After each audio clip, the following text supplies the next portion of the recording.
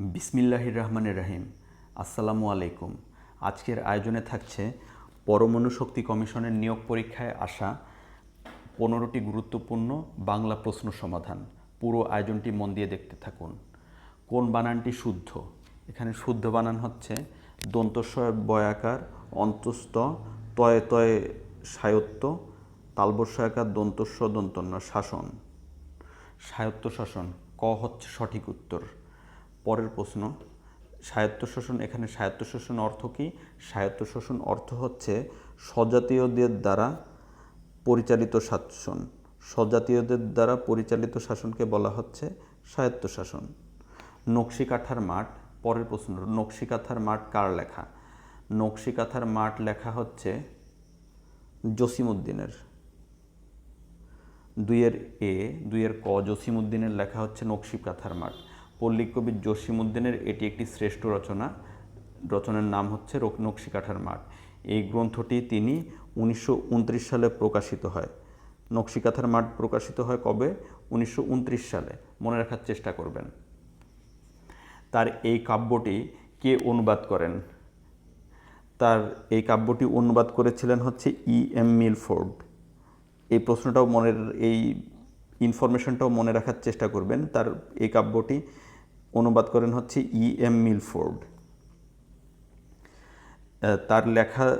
তার লেখা যে অনুবাদ গ্রন্থ, তার নাম ছিল হচ্ছে field of the embroidery quilt. Field of the embroidery quilt E.M. Milford লিখেছিলেন। এটা হচ্ছে নকশিকাঁথার মাঠের অনুবাদ গ্রন্থ। পরের প্রশ্ন, ফল পাকলে যে গাছ মরে যায় তাকে কি বলা হয়? ফল পাকলে যে গাছ মরে যায় তাকে বলা হয় ঔষধি গাছ। আর যেসব গাছগাছরা থেকে ওষুধ তৈরি হয় সেগুলোকে বলা হয় হচ্ছে ঔষধি। আর ফল পাকলে যে গাছ মরে যায় তাকে বলা হয় ঔষধি গাছ। গবেষণা এর সন্ধি বিচ্ছেদ কোনটি? গবেষণা এর সন্ধি বিচ্ছেদ হচ্ছে গো প্লাস এষণা। গো প্লাস এষণা হচ্ছে গবেষণা। পরের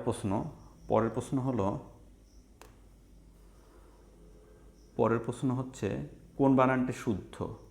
এখানে শুদ্ধ বানান হচ্ছে দন্তস্ব দন্তন্বয় জফলা আকার দন্তস্বয় দীর্ঘী সন্ন্যাসী। সন্ন্যাসী বানানটা হচ্ছে শুদ্ধ বানান। সন্ন্যাসী শব্দের স্ত্রীলিঙ্গ হচ্ছে সন্ন্যাসিনী। ক্ষীয় এর বিশিষ্ট রূপ কোনটি? ক্ষীয় এর বিশিষ্ট রূপ হচ্ছে ক প্লাস মূর্ধন্য ষ। ক্ষীয় এর বিশিষ্ট রূপ ক প্লাস মূর্ধন্য ষ। সংশয় এর বিপরীতার্থক শব্দ কোনটি? সংশয় এর বিপরীতার্থক শব্দ হচ্ছে প্রত্যয়। সংশয় শব্দটির অর্থ হচ্ছে সন্দেহ, দ্বিধা, ভবিষ্যৎ সম্পর্কে অনিশ্চয়তা বোধ। সংশয়ের অর্থ। যা বলার যোগ্য নয় এক কথায় প্রকাশ কি? যা বলার যোগ্য নয় তার এক কথায় প্রকাশ হচ্ছে অকথ্য। ইত্যাদি শব্দের সন্ধি বিচ্ছেদ কোনটি? ইত্যাদি শব্দের সন্ধি বিচ্ছেদ হচ্ছে ইতি প্লাস আদি। ইতি প্লাস আদি হচ্ছে ইত্যাদি এর সন্ধি বিচ্ছেদ।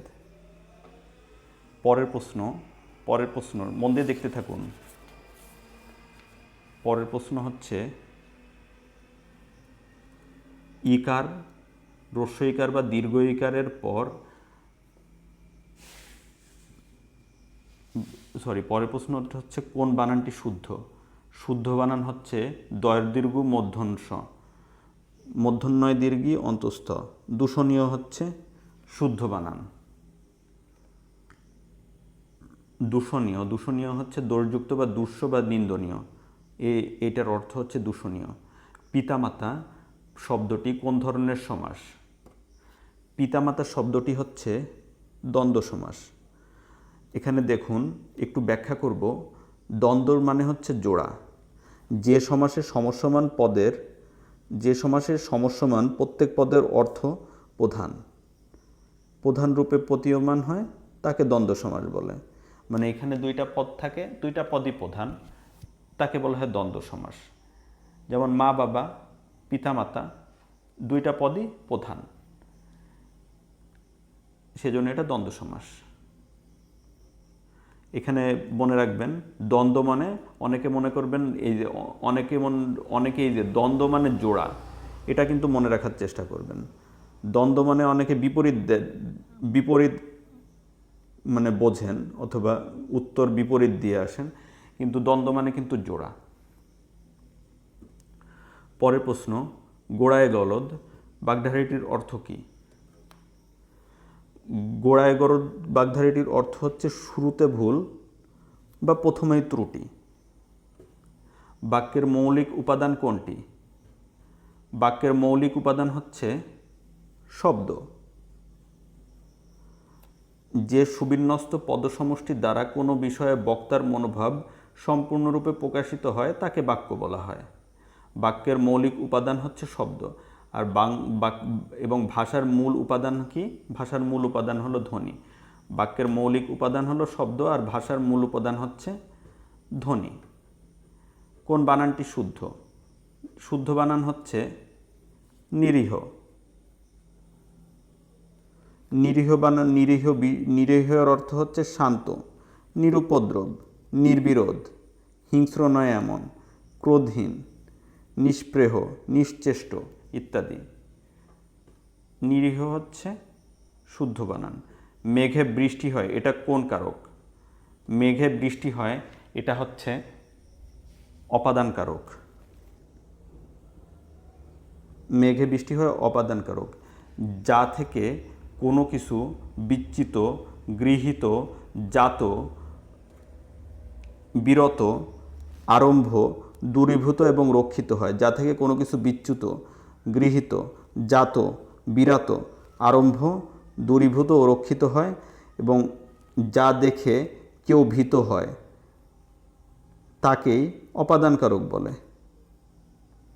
যেমন তিল থেকে তৈল হয়, টাকায় টাকা হয়, মেঘে বৃষ্টি হয়, জলে বাষ্প হয়। এখানে দেখুন বিচ্যুত, গৃহীত, জাত, বিরত, আরম্ভ, দূরীভূত, রক্ষিত, এগুলো বোঝালে সেটা হচ্ছে অপাদানকারক। ধন্যবাদ ভিউয়ার্স, ভিডিওটি এ পর্যন্তই। আমার ভিডিওগুলি ভালো লেগে থাকলে চ্যানেলটি সাবস্ক্রাইব করুন এবং নতুন নতুন ভিডিওর আপডেট পেতে পাশে থাকা বেল আইকনটি প্রেস করুন। প্রত্যেকটা দিন ভিডিও আপলোড দিচ্ছি। প্রত্যেকটা দিনের ভিডিও যদি আপনি পুরোপুরি দেখেন তাহলে আপনার একটা ভালো প্রিপারেশন হয়ে যাবে। আর এই ভিডিওটি 2 বার দেখলে আপনার প্রত্যেকটা ইনফরমেশন আয়ত্ত হয়ে যাবে। ভিডিওটি অ্যাটলিস্ট 2 বার দেখুন। আমার চ্যানেলের সাথেই থাকুন, ভালো থাকুন, সুস্থ থাকুন। আল্লাহ হাফেজ, আসসালামু আলাইকুম।